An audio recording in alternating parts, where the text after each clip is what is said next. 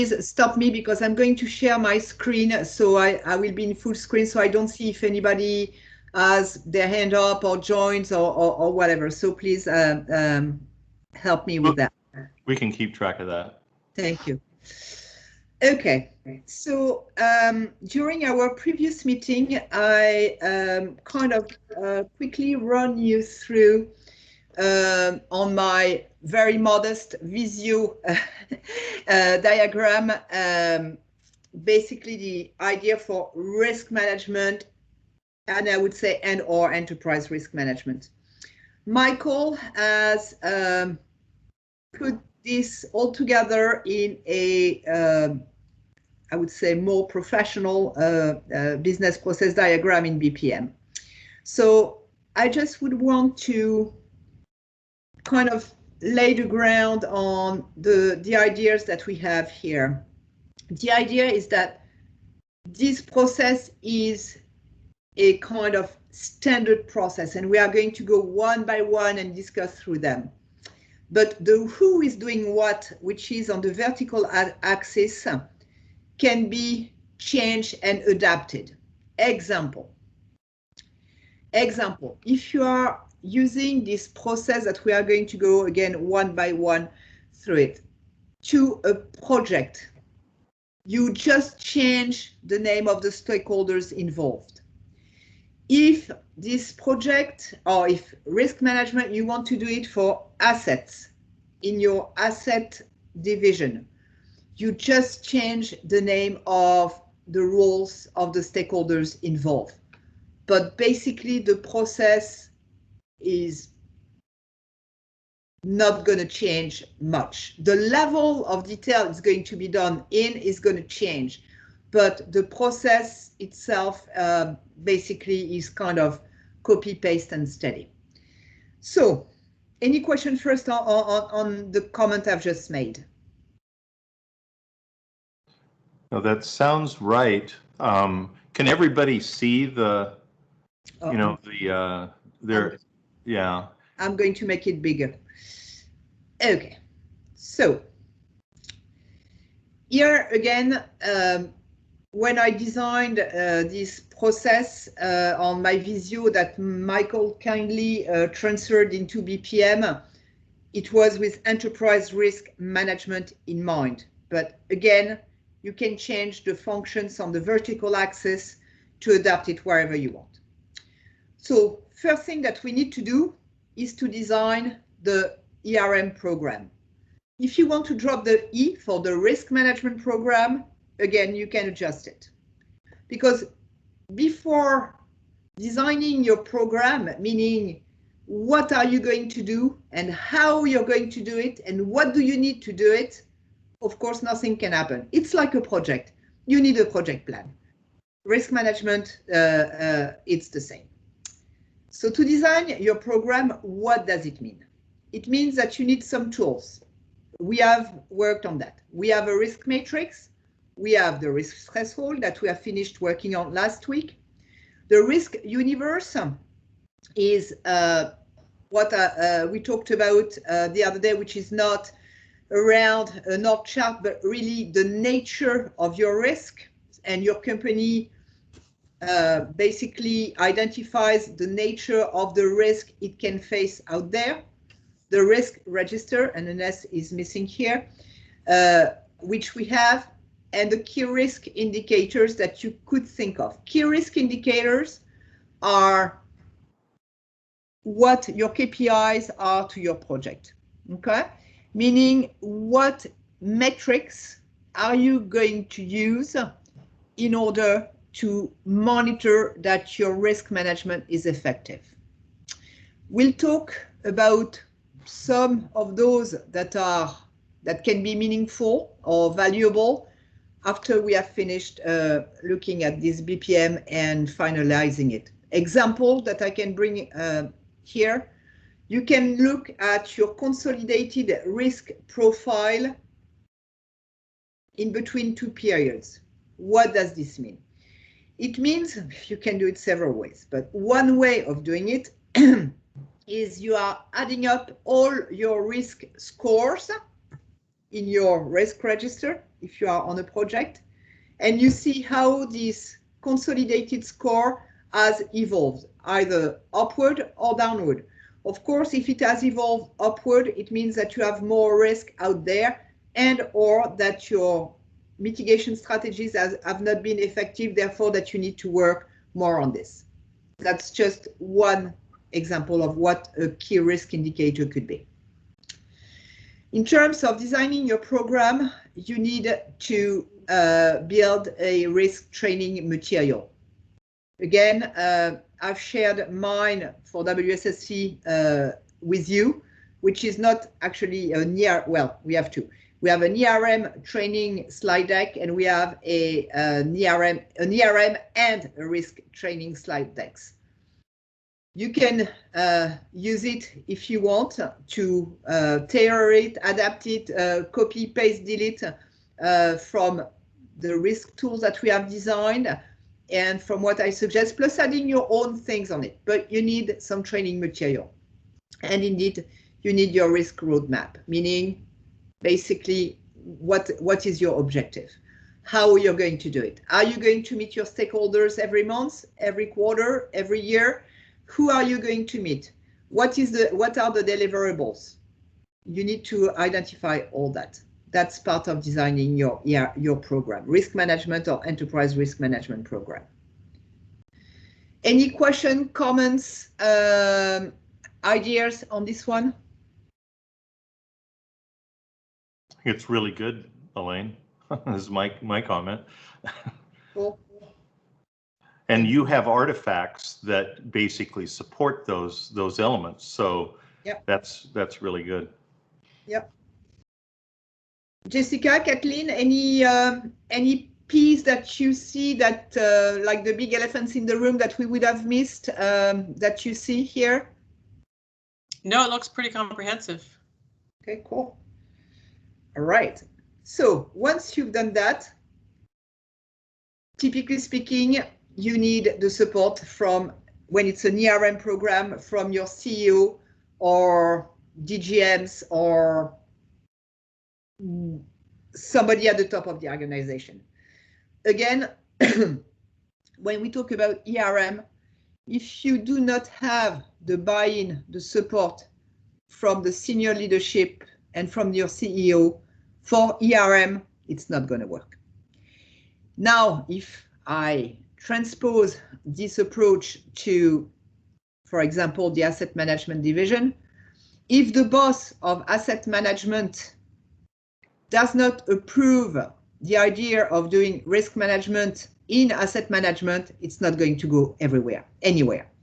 So if you're on a project, if the project director does not recognize the benefit and does not want to implement risk management on his project, well, then we have a problem with the project director, but that's a different story.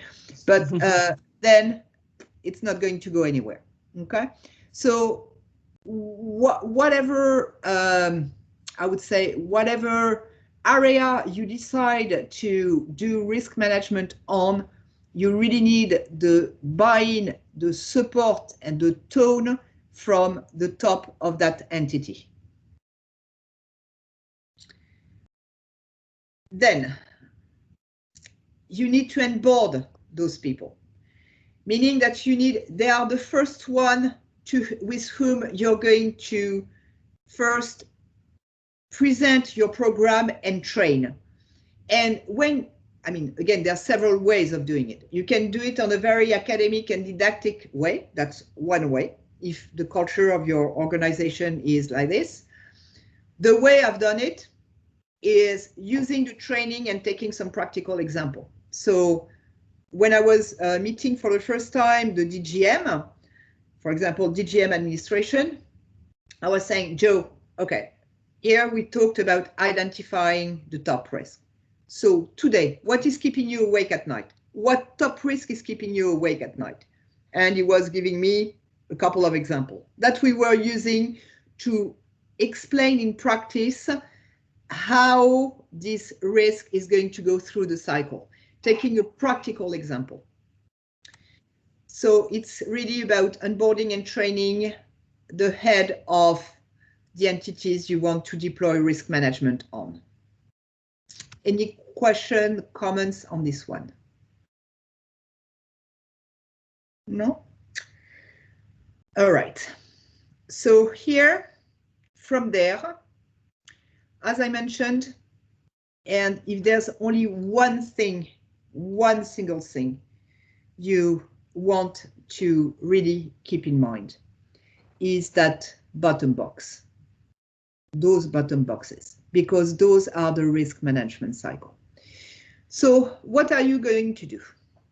You're going with your stakeholders, with your group, every quarter, let's say, or every month, as you have decided in your roadmap, to identify risk and opportunities.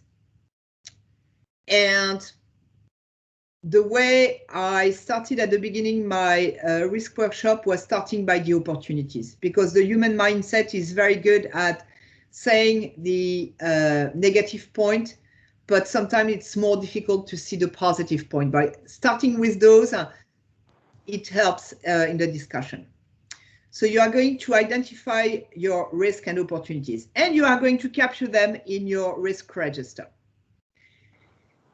Let's not find solution. Here we are just here to identify the risk. So what matters is to listen to every stakeholder, and you take note.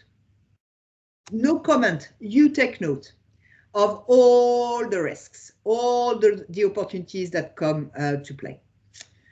Once you have all those risks and opportunities identified, you will see that a lot of them can be grouped because it's worded a little bit differently, but the same idea is there. So because you have your stakeholders in front of you, you ask them if that's okay to group them, because you want everybody to have the paternity, the recognition of the participation this person has brought.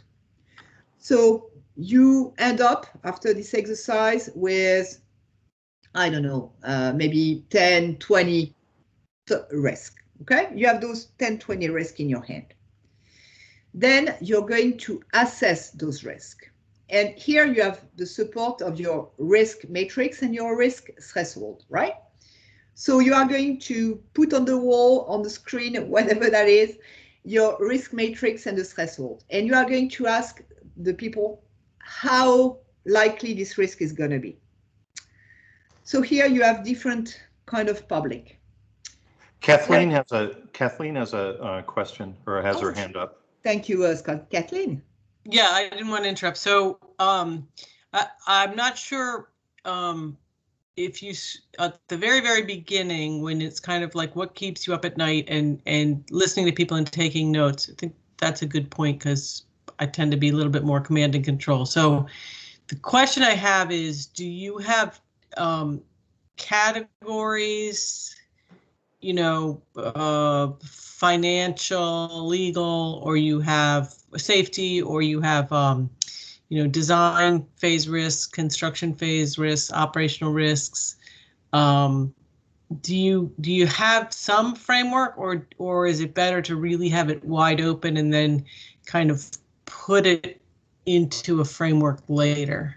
It's kind of that yin and yang between not leading the witness, you know? Yeah, excellent question, Catherine. I believe it depends on the maturity of your company, and what you describe, it's really what the risk universe is. We call it also with another kind of funny name, which is risk breakdown structure, RBS, which is exactly what you did, exactly what you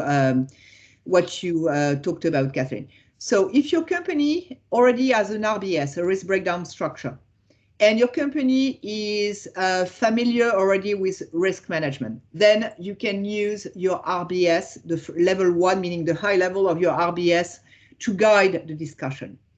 If it's the first time that your company or your division or your project is doing risk management, I would leave it open and not try to put a framework there.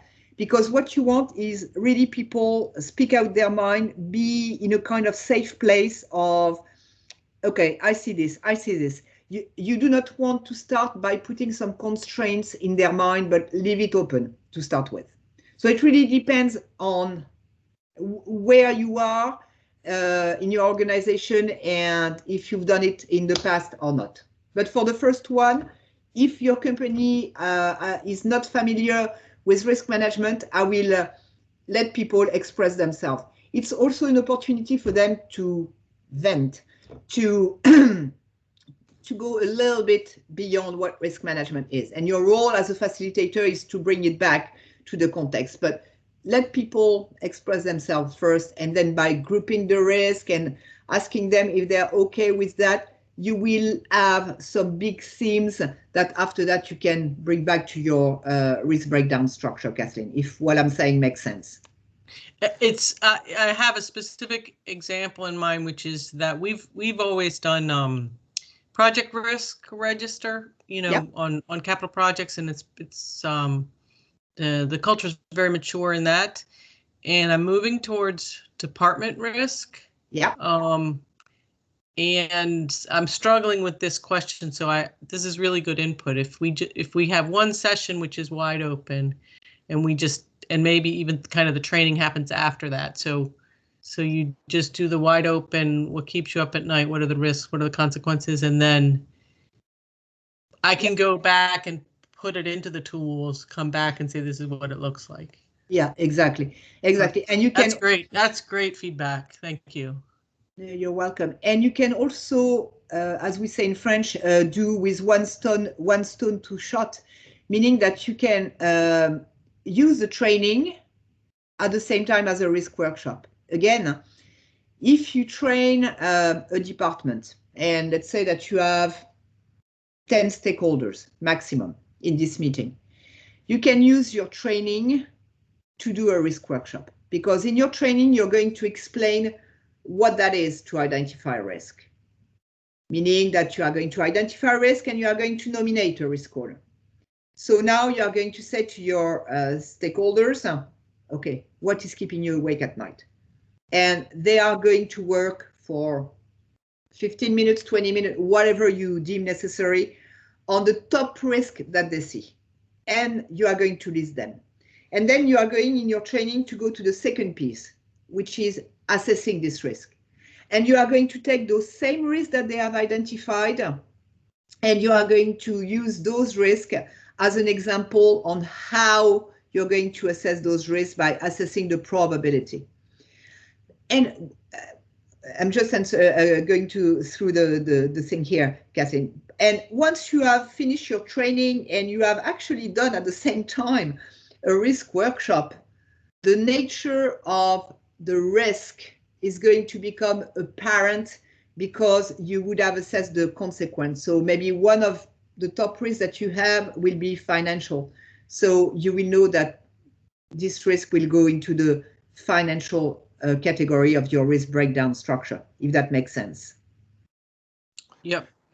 Kathleen, maybe you could comment. I think this is really good because you have a generic box that says stakeholders. You know, you're going to be engaging the stakeholders or the different teams depending on what risk you're evaluating. But let's just say on enterprise risk, I know one utility that actually went to their city council. So it's a question of external stakeholders as well. It could be customers. So, you know, I think that's worth at least, so it could be internal and external, type of stakeholders, right? Absolutely, absolutely. Example, if, for example, supply chain or your procurement office would implement risk management on a specific contract, okay? Of course, there's some confidentiality issue and you don't want to release all your risks that you have to your supplier. But let's imagine it's for the launching of a new component, a machine component, for example. You can easily imagine that you bring at the table your suppliers and you have a risk workshop about this machine component and the risk around this machine component. So the risk identification is made of experts in a company, those experts' past experience, all the information that you have available in your organization or from your own experience, but could come also from external sources. I took the example with the supplier, but it could be an insurance company, it could be, you name it, you name it. So yes, of course, it could be internal and external stakeholders. Here I have mentioned under director's responsibility because obviously here again the diagram is around enterprise risk management. So, but if we were to make a second one, or if we were to make it generic, you would remove, of course, under director's responsibility. It would be just identify risk and opportunity. Okay. So I can put a note here, remove under directors to make it generic.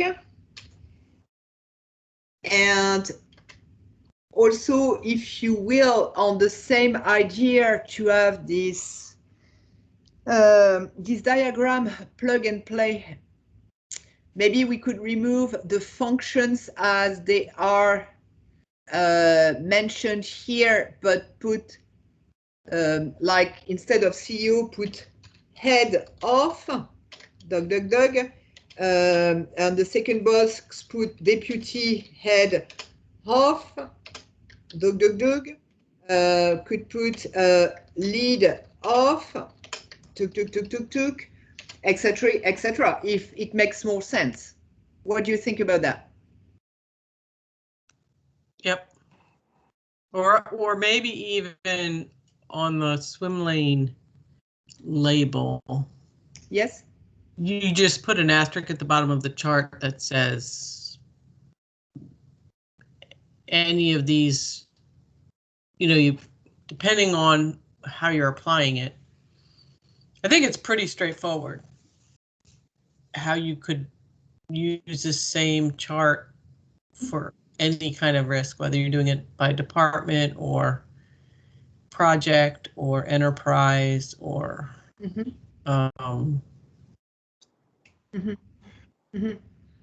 Yeah, I'm taking some incident command. You know, I mean, yeah. you could the swim lanes are very interchangeable, I think. Yep, absolutely, Kathleen. That's absolutely the idea. So I've taken some notes here for Michael, and I will discuss with him or send it to him to see if we can have this generic somehow in the swim lanes. Good. John is has his hand up. Sure, John. Yes, my question would be, would you want to include, for example, identify risks and opportunities and their stakeholders?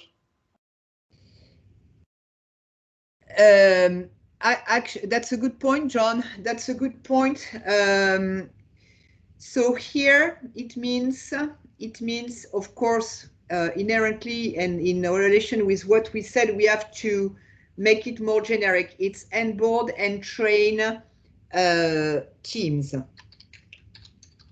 And train teams. And one prerequisite to that is exactly in your in the vein of what you're saying, identify relevant stakeholders. Yeah. Makes sense? Yeah.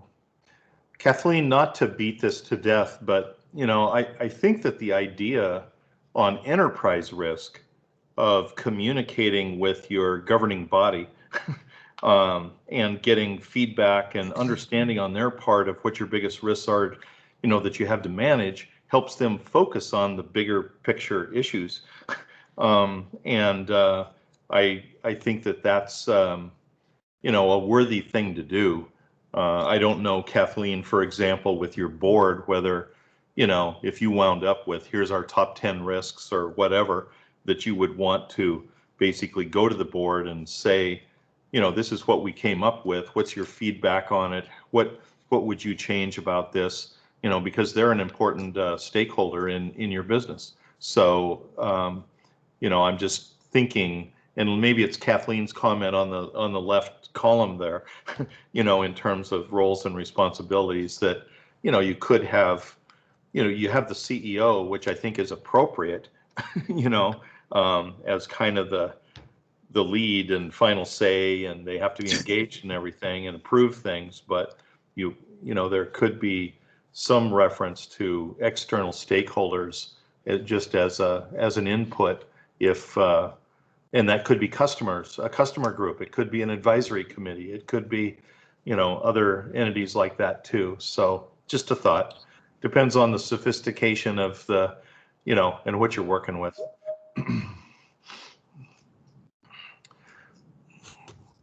Great point. Yeah, I think the stakeholder thing is an interesting comment, John, because in one sense, I look at that in the risk threshold, because we talk about, you know, legal implications or public confidence implications or ratepayer implications. I mean, a lot of those thresholds are directly related to a variety of stakeholders. Okay. That don't have to be in the room, right? But Right. they're impacted. I'm not suggesting that those, I guess there's the identification of the team in terms of stakeholders, but then in terms of who's impacted and where does that, I think that might fall in the threshold.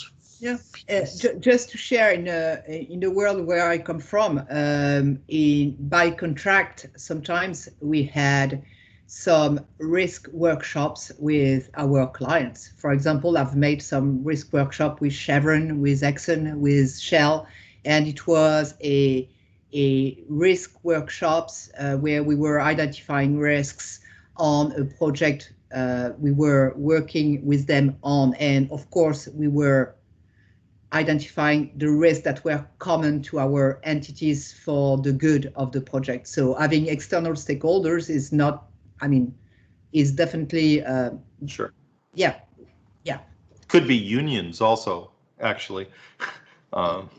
Yeah, that's, yeah, with a lot of caution in that, but yeah. Yeah. Okay. So we are assessing the risks and the opportunities, and as you know, for that we are using our risk matrix and the risk threshold. So meaning that we are taking the risk identified by the team, and there we invite them to think about the likelihood of this risk or the probability for this risk to materialize, and the consequence should this risk materialize, using again the threshold. And here, this is a very interesting piece, because when it's the first time you do a risk workshop with this audience, the audience is thinking about their top risk, or I would say almost out of the blue. But when they drill down and assess them, you will notice, most likely, that there's a bunch of risks that become in the green zone. Because what they thought at the very beginning,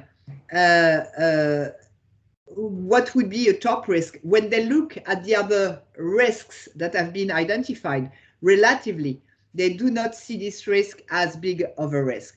So this phase, having this phase with a group, first is a very powerful tool of communication. Why?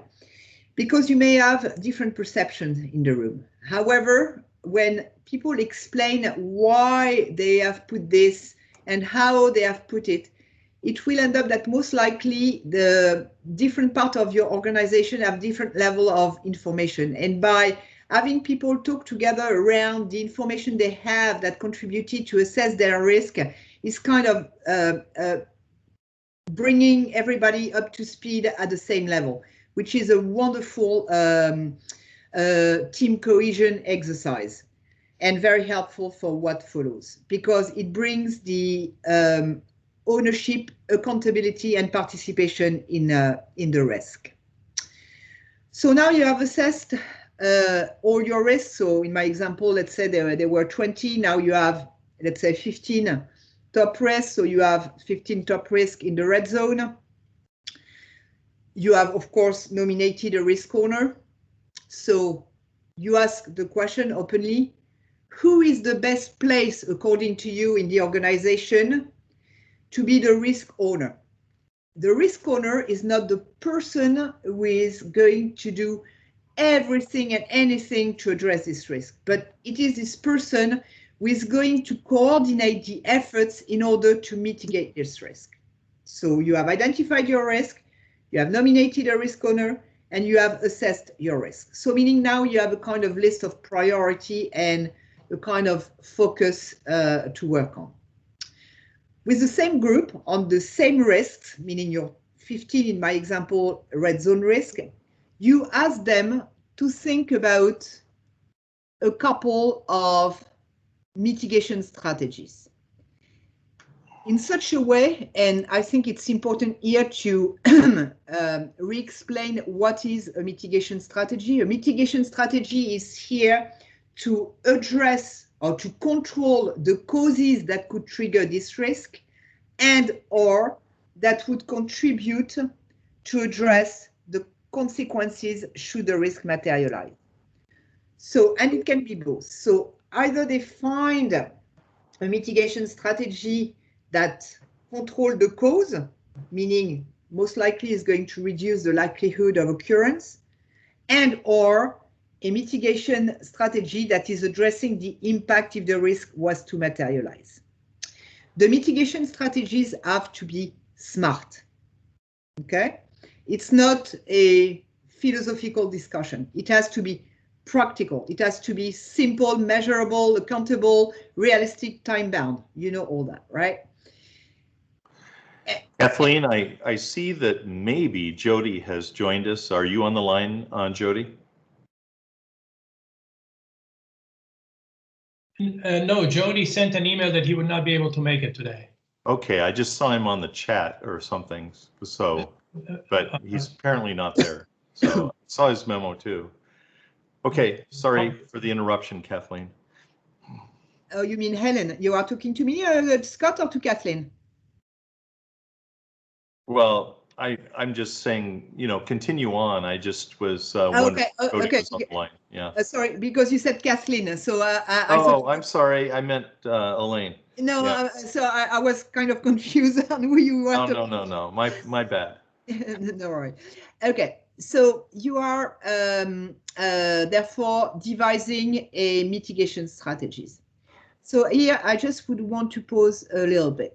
When you are identifying your risk and opportunities, and you remember we talked about this bow tie diagram, where you have all your causes on one hand, you have the description of your risk in the middle, and you have the consequences on the other hand.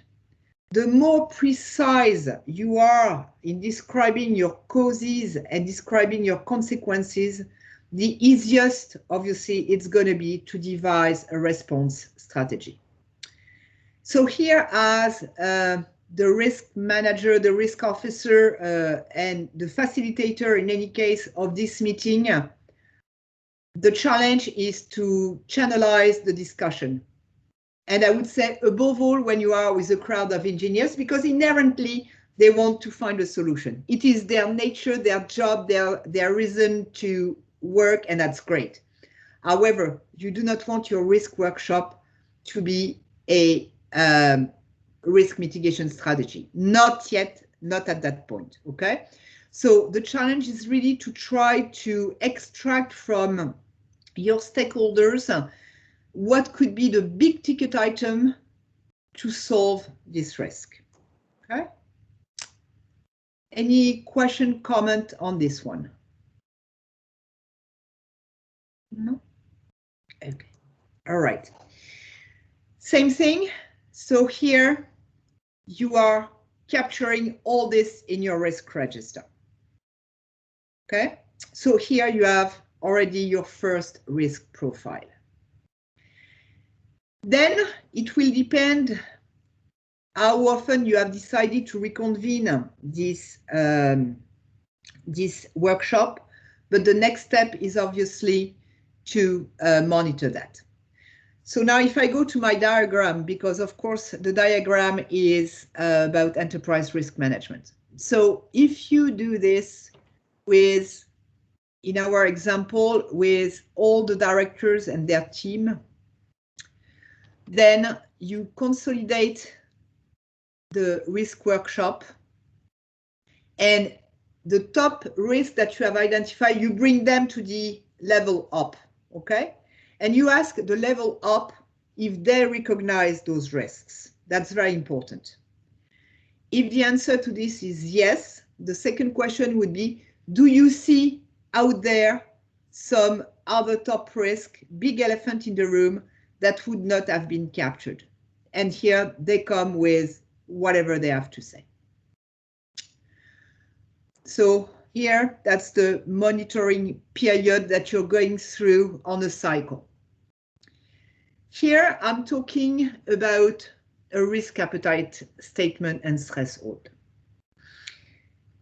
What does this mean? It means when you are in an enterprise, at an enterprise level, the company is going to set its risk tolerance. When you are on a project, typically it's not called a risk appetite statement or threshold.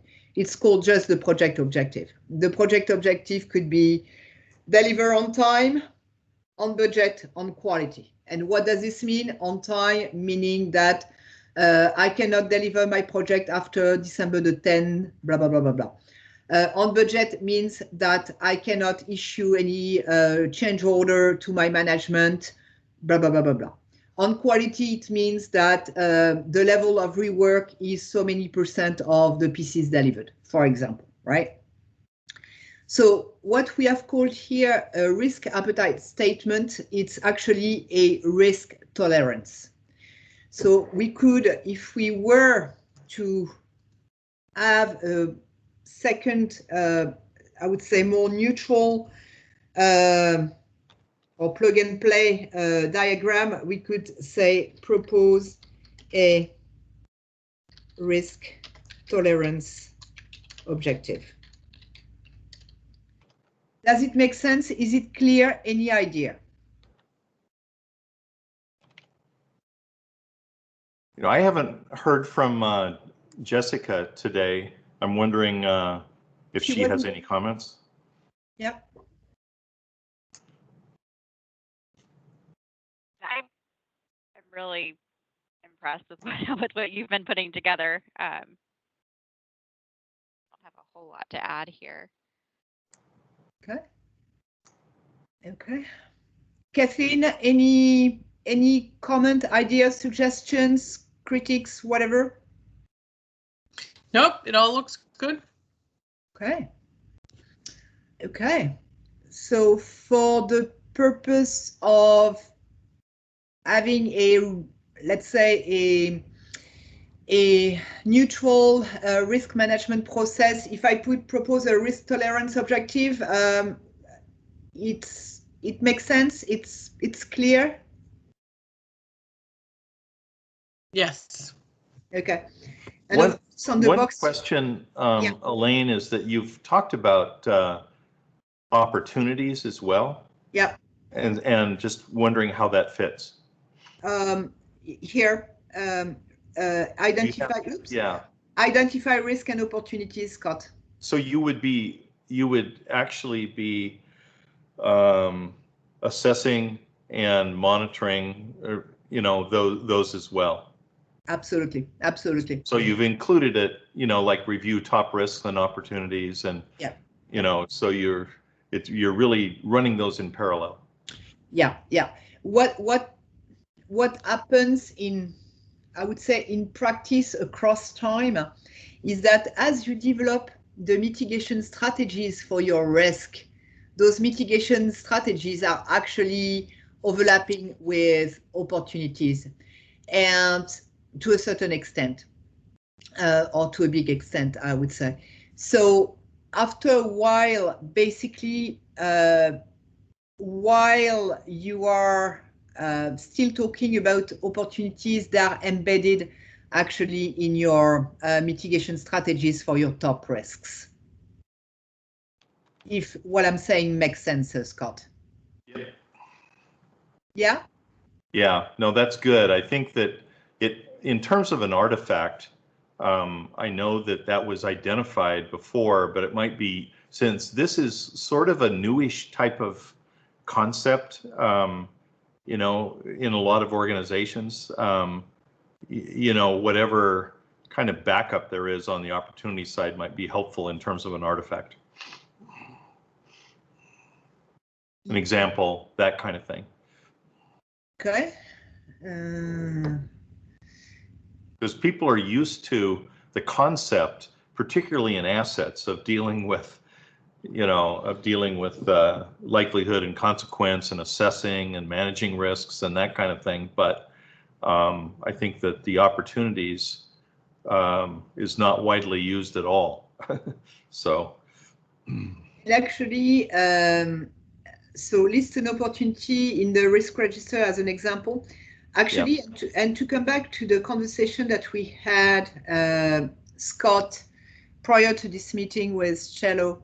Yeah. The opportunity and the risk statement will or shall be a great contributor to the strategic plan. Yeah. Yeah. Okay. Good. So I have added as a comment, identify an opportunity in the risk register as an example. Yep. So here, of course, consider the mission and the strategic objective. This is directly tying in with what I've just mentioned. Of course, when we are on the project, it's with the project objective or with the division objective.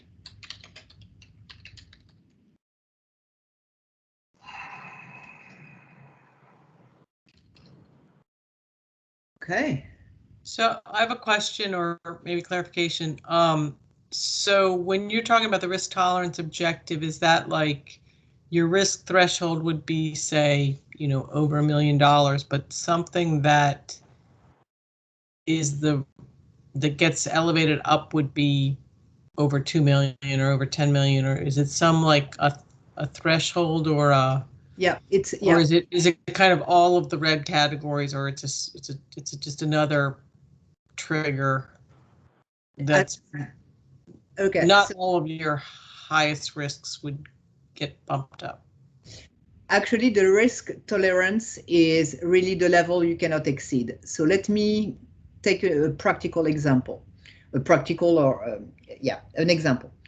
If, for example, Kathleen, you're working on a project and your CEO is telling you, Kathleen, it is impossible that we have more than 1 million budget overruns.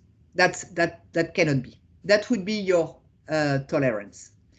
It means that's the limit. That's the stop. That's what puts the company in danger vis-a-vis its objective. So it means that when a company is a little bit mature, you are assessing your risks on your project, in my example. And every month, every quarter, depending on your organization, you are reporting your budget overruns, if any, okay? And your CEO, in this case, is monitoring your budget overruns. And if month number 1, he sees a $100,000 budget overrun, but your project is only 10% completed, meaning there's another 90% completed, right? He has a good indication that his risk tolerance of $1 million is in danger. So then your CEO will say, hey guys, that doesn't work. We are 10% progress on this project and you are already $100,000 budget overrun. So now you design strategies in order to bring back this project within the budget. This is what would happen on project, typically speaking. Does it make sense, Kathleen, what I've said? Yes, I'm wondering, is it really a case by case, or when you go back into the design, you know, way to the left of your what you're showing on the screen here, yep. When you design the program, do you define those? Oh, okay. So, okay. Or does that we really You're looking at the universe after you go through all of the risks. Okay. On paper, the risk appetite for a company, and I'm talking here at an enterprise level, is what is designed first, because you need to put the boundaries of your tolerance to risk as an organization before doing anything else. That's on paper. In reality, that doesn't happen this way. Why? Because the companies are not aware about risk management, because they don't understand what is a risk tolerance, because there's a lot of reasons, right? Except of course in the banking industry and financial industry.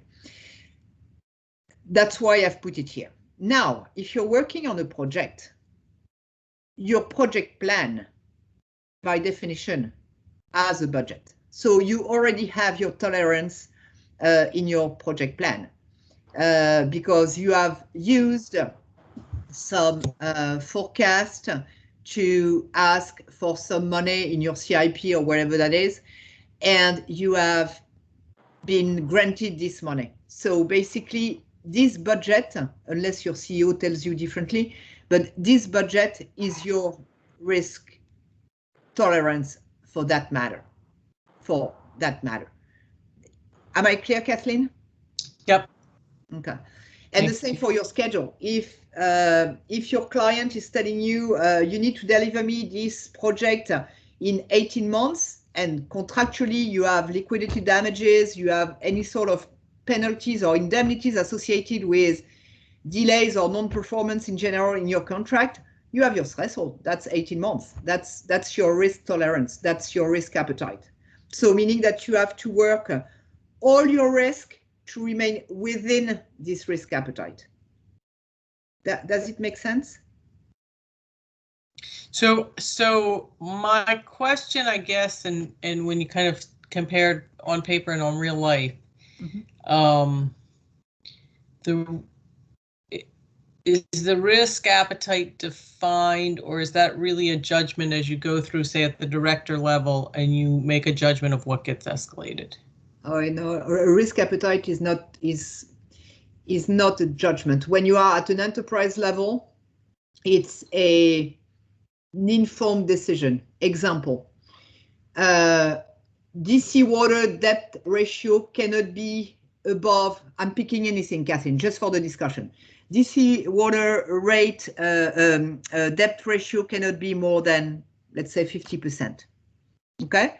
So it means that all your budget controls on the money is going to happen because you cannot exceed that. That's the threshold that your CFO, your DGM, and your CEO have agreed on, that if DC water would go beyond that threshold, DC water would be in danger of losing his AAA bond rating, would borrow money at a much more expensive interest rate, etc., etc. So that's the limit that you cannot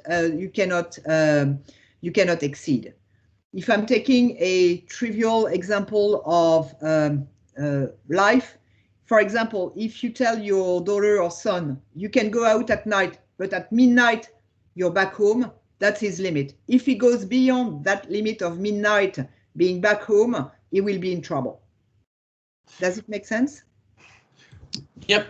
So one of the questions, Kathleen, would be, do you need to know what the risks are before you identify the risk appetite? So, identifying, reputation or ability to raise rates or whatever it is, would it be after the identification process that you would do that? Well, the risk appetite definition is indeed, Scott, absolutely. First, you need to know the top risk for the company. Right. If you are at a company level, yes, absolutely. And typically speaking, the risk appetite, companies have 5, 6, 7 max key risk appetite, because those are the umbrella, the biggest risk the company could be exposed to. Yep. So Helen, I apologize because I know you posted a lot of artifacts. Do you have an example of the risk appetite? Yes, I do have some. I do have some. However, I will have to modify it because the risk appetite, even if we are public companies, are kind of confidential to a company because it's really Understood. yeah. Yep. So yeah, I can kind of or maybe in this group, I don't know what Scott and Cello you think. Maybe we could do like a generic sample. Yeah. Risk appetite for Sure. the free name. That's a good idea. Yeah, absolutely. That's a good idea. Absolutely. Because I have a lot of concern on what you share on risk. You know, you don't want your vulnerabilities to be public. Yeah. So the process, but not the specifics, is what you want to share, right? Yeah, yeah. And or just something. I mean, I think one of the things that Elaine said on the finance things, a lot of things are published. You know, and Yeah. we can map out the kind of generic things, Yeah. and then people can figure out the things they want to keep more private. Yeah, no, absolutely. I'm happy to do that when we have finished the thing. But if now, and I know it's 11:21, if now we put this notion of risk appetite at a division level, for example, asset management. Okay, you guys, you do risk. You want to develop risk management in asset management. Maybe your risk appetite, I'm just throwing one number here, right? Just for the example of it. Maybe your risk tolerance will be that you do not want to have more than 15 miles of pipes that are breaking every year. Maybe you do not want to have more than X% of such class of asset that are more than 15 years old. You know, those could be your risk appetite at an asset management level. Does it make sense? Yeah. It does. I have a question, Helene. How would you differentiate the risk appetite and level of service? They seem so similar to me, and I'm trying to, in my head, figure that out. So a level of service might be that you're responding to a customer complaint within X amount of time. Yes, exactly. Yeah, your risk tolerance is indeed, it's impossible for my utility to answer to a customer in more than 2 minutes, for example. That would be your risk appetite. Okay. Okay. Are you dealing with, maybe it's over to the right and we can't see it yet, but it's actually the, when you satisfy the risk or you address the risk, then what about the risk reduction as part of the monitoring process? Yeah, it's part of the monitoring process. Yes, indeed. Yeah, absolutely. It's part, in practice, what does it mean? You have your risk register. Kathleen is having a risk register for asset management for DC Water. The team is meeting, let's say, every month.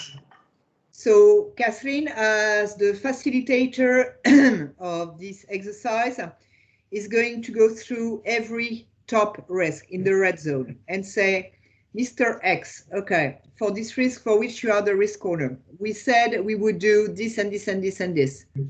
What's the status? What are the showstoppers? Any help I can bring you? Oh, you managed to do that, right? Oh, and because you did that, how much did this thing that you did contributed to reduce the probability and or to reduce the consequence? It reduced the probability. Okay. Why? And of course you document all that. Okay. And then you have a reassessment of your risk.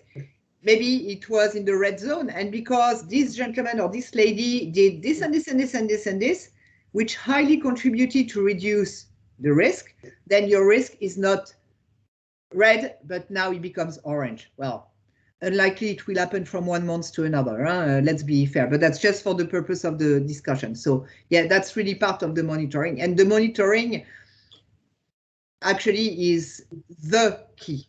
It's really the key of the thing, because you really want people to progress on their mitigation. And you really want people also, as the discussion is evolving and everybody is on the same page, you really want to say, okay, we have identified those 2 or 3 mitigation strategies, but how much each of them is contributing to reduce your risk? There's going to be some discussion in the group. And maybe one of the mitigation is deemed to reduce the risk by 50%. So can we focus on this one? What do we need to make this one, which is so important to reduce the risk, happen? We need some money. How much money do we need? Do we need to build a case to bring this to the attention of our management and get some support? You know, actually, the mitigation strategies are almost a small project plan, if you will. Yeah.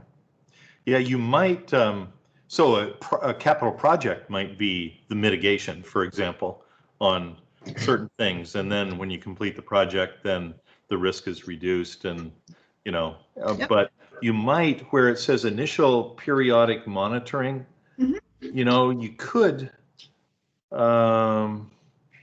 just say, what are a couple possible components of that?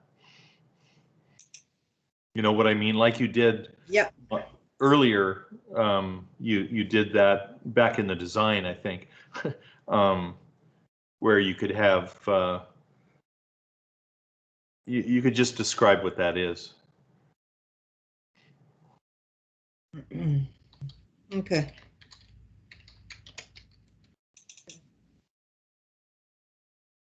Okay. 827, Helene. Yeah, I know. I know. I was looking at this. All right. Okay. So I think we are going to stop it here for today.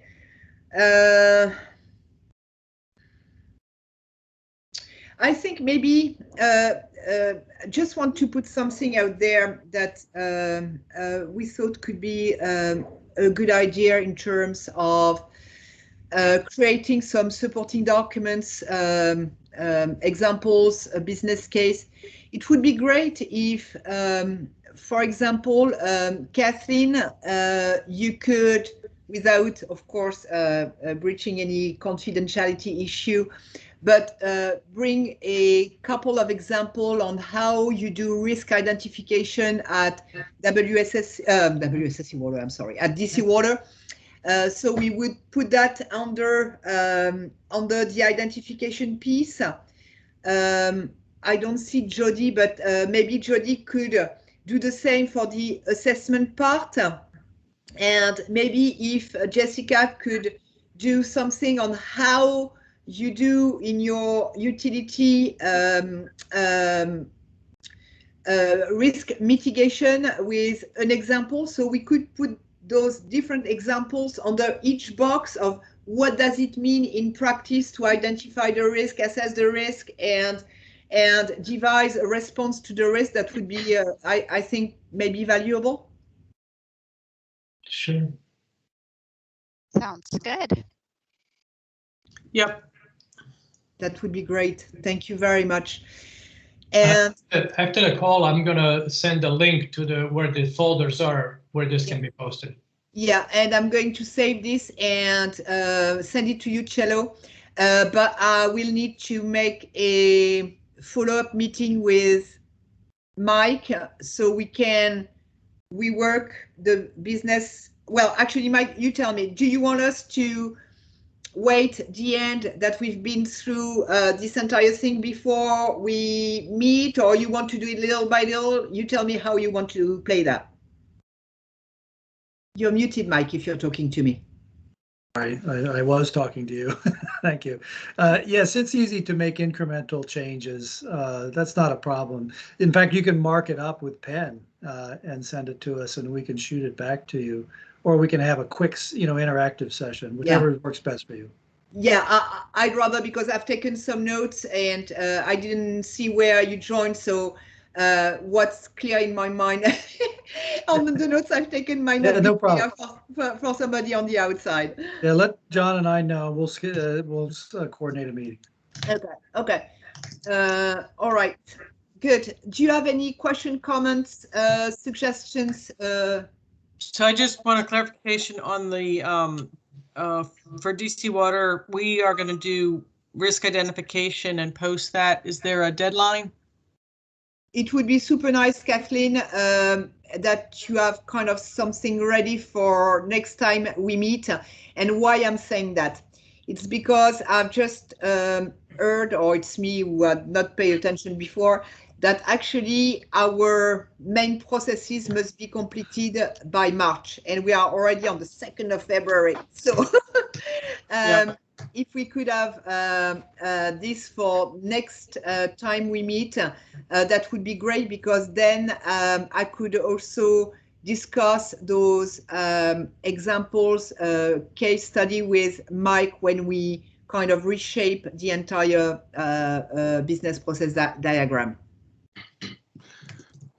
So Kathleen, a suggestion with Jody might be to go ahead and throw that out as a desired, kind of product he could send you, but also to volunteer that if there are other, kind of relevant artifacts or processes that, he's better defined, to, let you know or something, because he may or may not have a lot on the assessment part.